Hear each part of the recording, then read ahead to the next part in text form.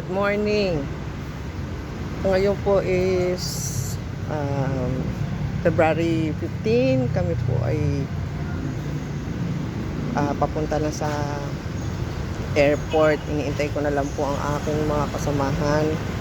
Narito po ako sa Jollibee Taytay at dito po ang meeting place namin.